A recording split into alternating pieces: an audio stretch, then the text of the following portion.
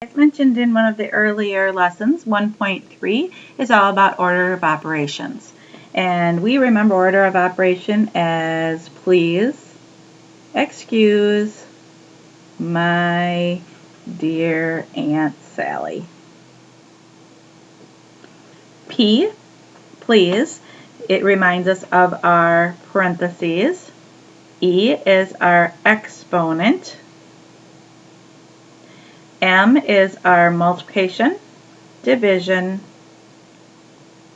adding, and subtracting. Now remember, if you have multiplication and division, or if you have adding and subtracting in the same sentence, you're going to then do it left to right. Quick little review there for you. So, mathematicians have established an order of operation to evaluate expressions involving more than one operation. Start with the operation within grouping symbols, that would be your parentheses, then evaluate the powers, that's your exponents, then do multiplication and division from left to right, and finally do addition and subtraction from left to right.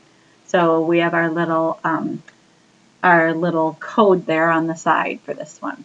Now let's put it into action. So for example 1, we're going to again evaluate when, so that means we're going to substitute things in. So we have 3x squared plus 1. So we want to do 3 times, and we want our x to be squared, and our x is 4, and it's going to be squared, plus 1. So let's put in our please excuse my dear Aunt Sally.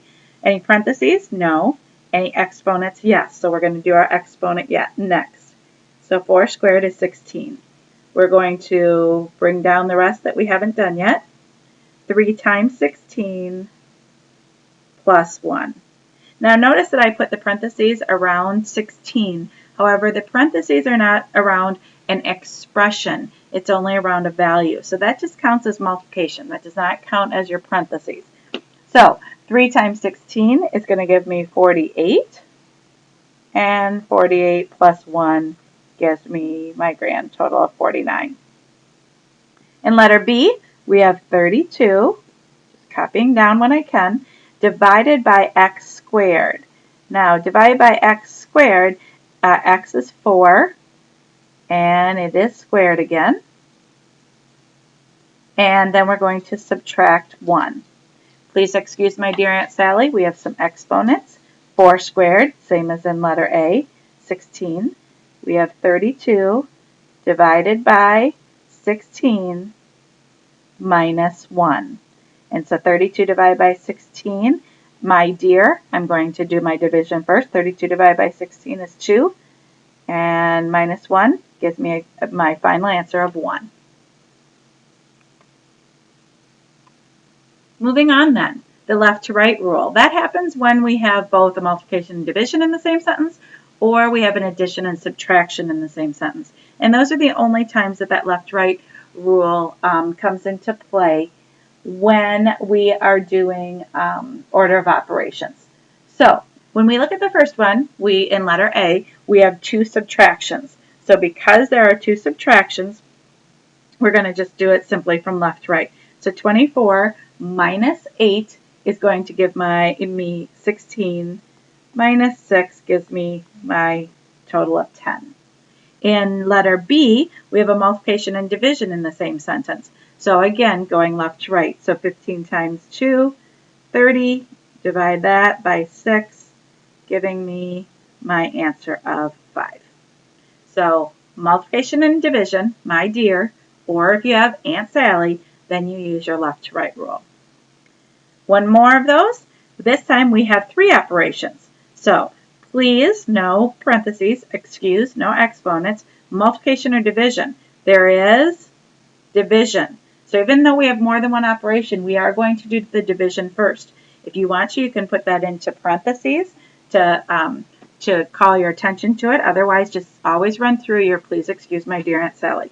So this time our sentence is going to change into 16 plus 14 divided by 2 is 2. I'm doing my division before I do my adding and subtracting, and then minus 3.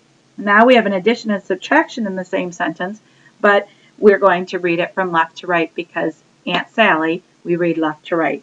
So 16 plus 2 is 18 minus 3, so our final answer is 15. This would be a good time to point out how I am working downwards. This is how algebra will work. You might end up with two different columns on your piece of paper instead of going across. And you'll notice if I do work underneath each other, I do not have to put the equal sign each time.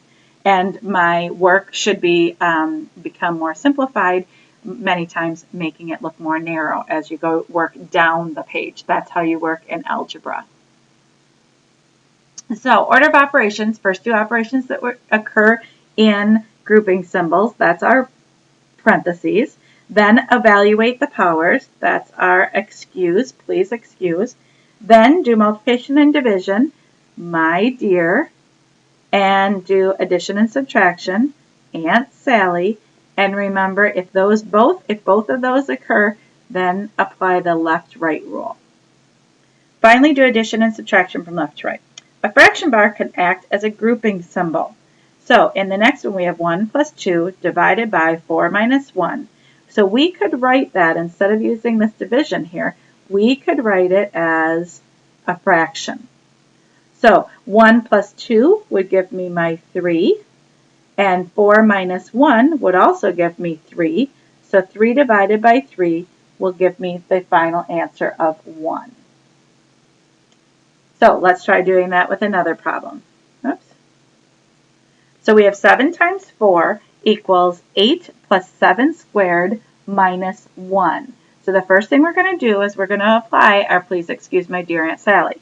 Are there any parentheses? No parentheses. So the first thing we'll do is what you see in red there. We'll do our exponents. So we're going to do we can go ahead and do the top because we can talk about these as two different sentences. So 7, whoops, sorry, somehow I got on highlighter. 7 times 4 would give me 28 for my numerator. Now in the denominator we have more than one operation. So we'll do 8 plus 7 squared. So there's an exponent. I need to do that first. So 7 squared is 49 minus 1. Don't forget we didn't do anything with the 8 yet. So 8 plus 49 minus 1. Now, again, my numerator is simple already. I have 28. I'm moving over here just a little in case I need more room. 28. And now I can do my, from left to right, 8 plus 49. That's going to be 57. And 57 minus 1. So I have 28. Notice I'm working left to right now, so I had to put an equal sign in there because I was running out of room on my screen. 28 over 56, 57 minus 1. And I can simplify that final answer. 28 goes into 28 one time. 28 goes into 56 two times. So 28, 56 can be simplified to 1/2. So my final answer would be 1/2.